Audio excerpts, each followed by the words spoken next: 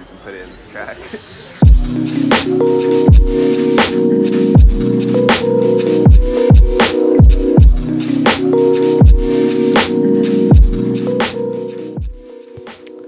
Freunde der Sonne, was geht ab?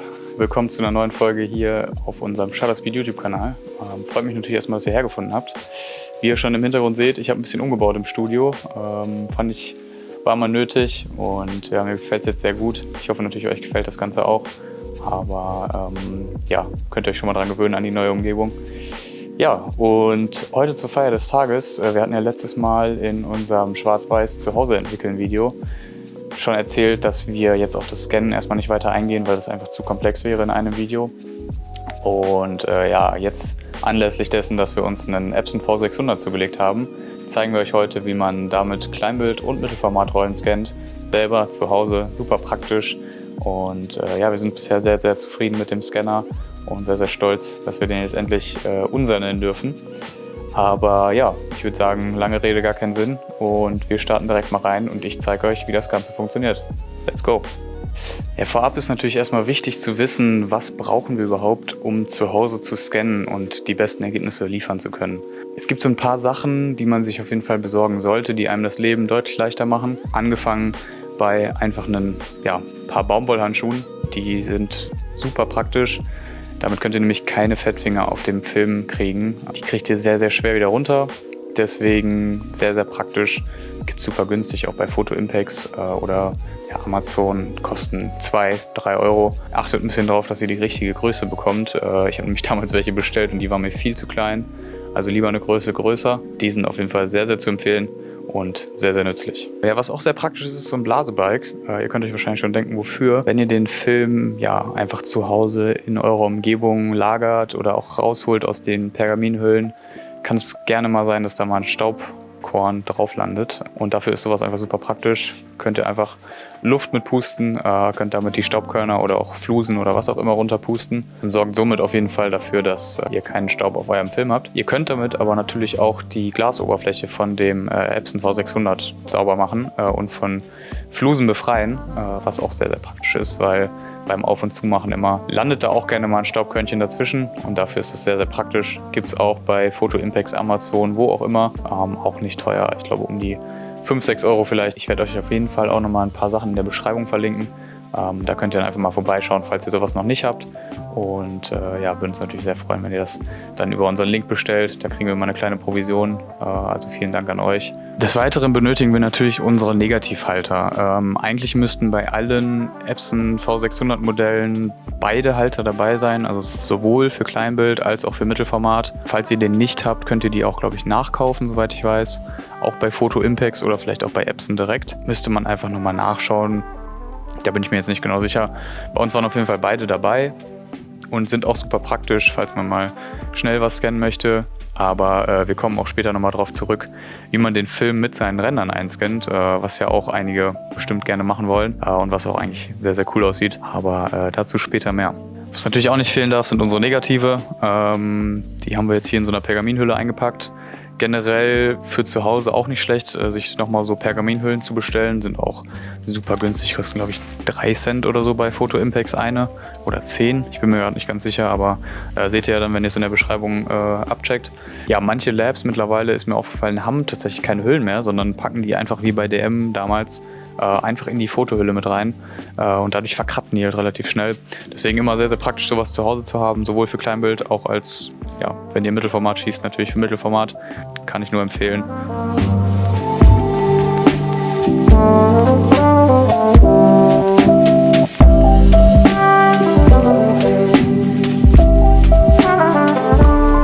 So, wenn wir jetzt ready zum Scannen sind und alles vorbereitet haben und alle Utensilien erworben haben, die wir brauchen, dann würde ich anfangen, erstmal den Film einmal gründlich zu reinigen mit unserem Blasebalg und einmal von allen Staubkörnern zu befreien. Das gleiche natürlich auch auf dem Scanner, auf dem Glas, einmal schön sauber machen und alles entfernen, was irgendwie geht und es so clean wie möglich halten.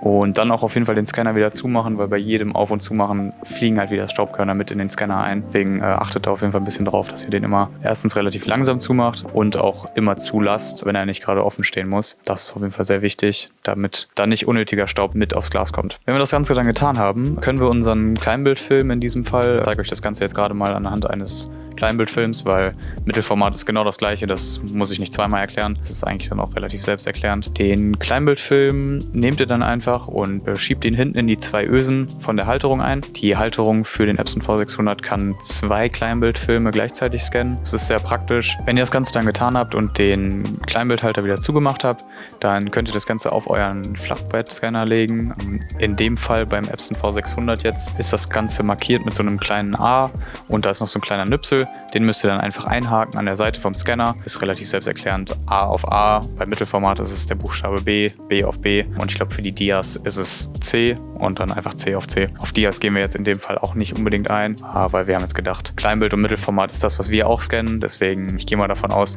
die meisten von euch sind auch eher im Kleinbild- oder Mittelformat-Bereich unterwegs. Deswegen haben wir jetzt gedacht, wir decken in diesem Video mal Kleinbild und Mittelformat ab und vielleicht irgendwann nochmal Dias, aber das ist jetzt erstmal nicht geplant. Wenn wir dann alles in Position gebracht haben, können wir unseren Scanner wieder schließen. Wie gesagt, schön langsam immer aufpassen. Und dann können wir eigentlich auch schon direkt anfangen, an den PC zu gehen und die Software aufzurufen. In unserem Fall ist es jetzt Epson Scan 2. Ich weiß, viele schwören auf Negative Lab Pro. Ich habe es mir jetzt erstmal nicht geholt, weil ich erstmal gesagt habe, ich probiere erstmal mit der Epson Software rum und schaue, wie zufrieden ich bin. Ja, wenn ich dann Bedarf nach mehr habe, dann hole ich mir nochmal Negative Lab Pro oder probiere nochmal die kostenlose Testversion aus. Also es gibt eine kostenlose Testversion, da könnt ihr 12 negative konverten, aber wir orientieren uns jetzt erstmal anhand von Epson Scan 2. Könnt ihr euch runterladen für die neuesten Windows- und Mac-Versionen. Dann würde ich sagen, let's go, ab in die Software. So, wenn wir dann jetzt hier in unserem Programm Epson Scan 2 angekommen sind, gehen wir erstmal so ein paar Einstellungen durch. Das ist natürlich sehr individuell. Ich zeige euch jetzt einfach mal, was für mich am besten funktioniert hat und was so meine Präferenzen sind. Aber da kann natürlich auch jeder selber rumprobieren. Wie gesagt, ist erstmal nur eine Richtung, in die ihr gehen könnt, müsst ihr aber auch nicht. Schaut einfach selber. Wenn ihr wollt, übernehmt die Einstellung. Ja, jetzt erstmal vorab. Ja, wir haben hier als Dokumentenquelle Durchlichtaufsatz eingestellt. Das ist dieser Negativhalter, den wir jetzt aufgelegt haben. Vorlagenart ist in unserem Fall jetzt Farbnegativfilm. Wenn ihr natürlich jetzt Schwarz-Weiß-Film hättet, müsstet ihr Schwarz-Weiß-Negativfilm angeben. Oder wenn ihr Dias habt, dann wäre es Farbpositivfilm. Aber ich denke mal, das ist auch relativ selbsterklärend. Bildtyp wähle ich 48-Bit-Farbe, einfach um die beste Farbtiefe zu haben. Auflösung, muss ich sagen, für mich am besten funktioniert hat immer 3200 dpi.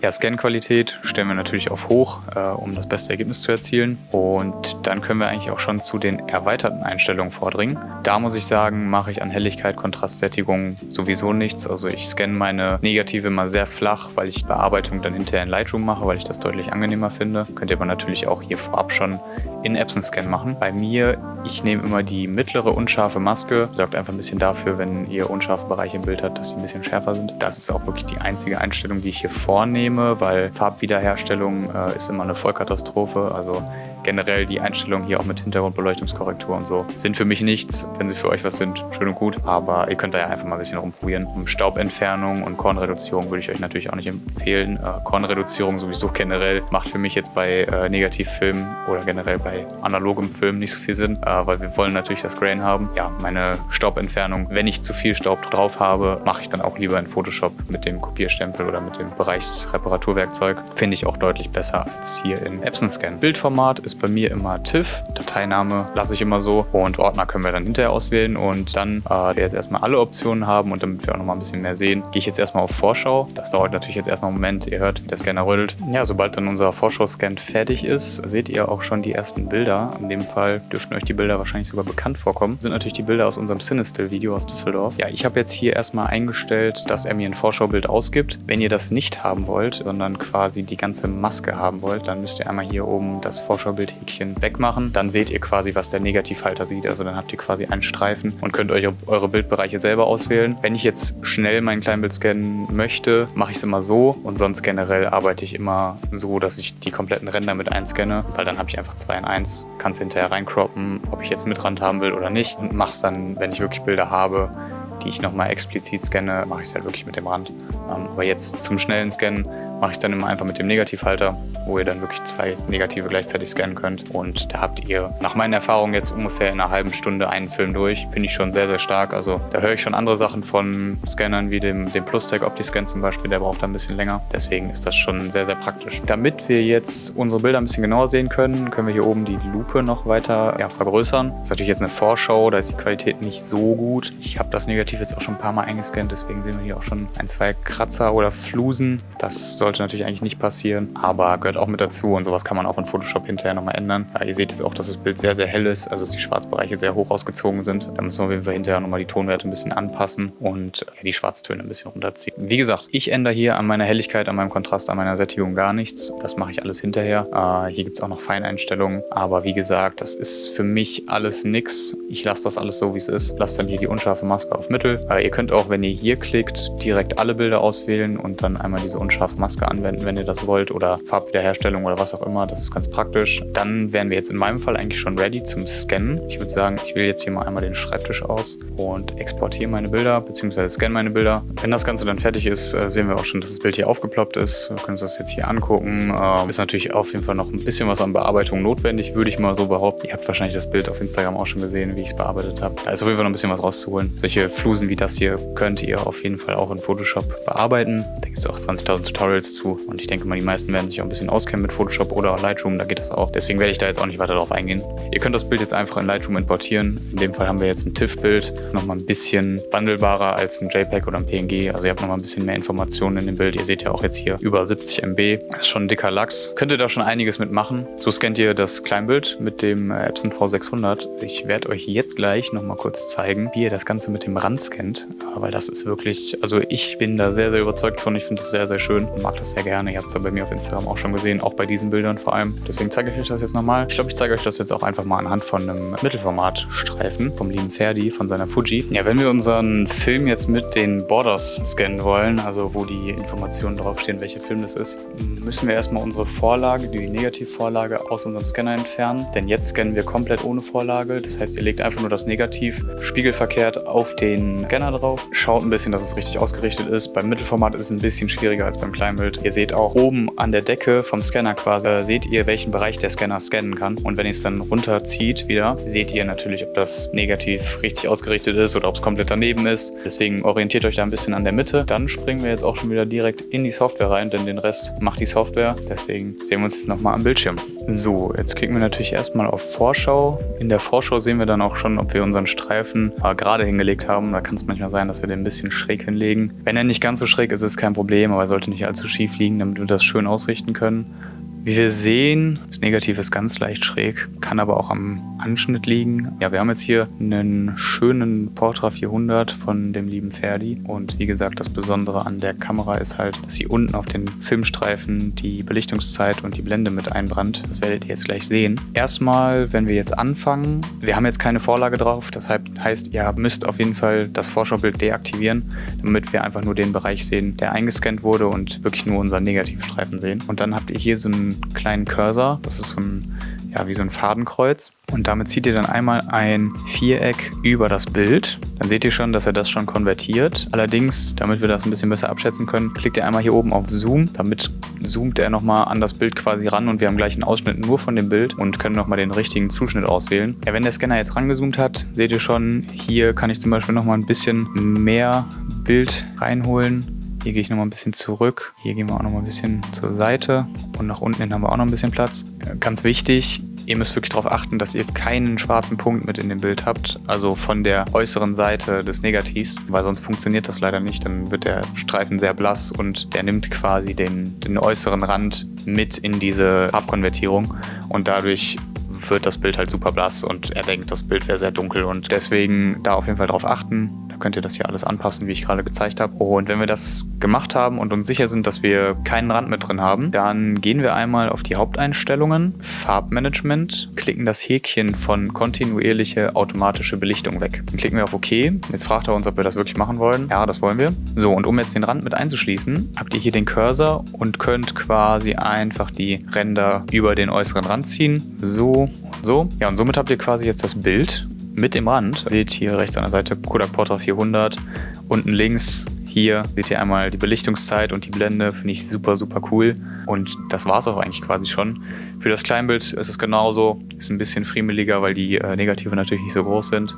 Ist auch kein Problem, lässt sich auch alles machen. Ja, Freunde, und das war es dann auch eigentlich schon zu dem ganzen Thema Scannen mit dem Epson V600. Ich hoffe natürlich, es hat euch weitergeholfen und ihr habt vielleicht auch was Neues dazugelernt. Schreibt mir gerne mal in die Kommentare, welchen Scanner ihr benutzt oder ob ihr vielleicht auch nur beim Lab scannt und gar nicht selber zu Hause scannt. Ich würde es auf jeden Fall empfehlen. Macht super Spaß, spart euch auch auf jeden Fall ein bisschen Geld. Wir würden uns natürlich sehr freuen über einen Daumen nach oben, ein Abo hier auf dem Shutterspeed-Kanal. Wir stehen kurz vor den 200 Abonnenten. Echt sehr, sehr krass. Also vielen, vielen Dank an euch. Und, checkt gerne unseren Podcast ab. Da gibt es viele neue Folgen mit spannenden Gästen. Zuletzt war der liebe Fuad zu Gast. Der hat sein eigenes Zine rausgebracht. Wir haben auf dem Splash darüber geredet und er hat ein bisschen was erzählt. Wirklich eine sehr, sehr coole Folge geworden. Shoutout auch nochmal an Fuad. Hat sehr viel Spaß gemacht. Dann würde ich sagen, wir sehen uns beim nächsten Mal, wenn es wieder heißt, neue Folge Shutterspeed.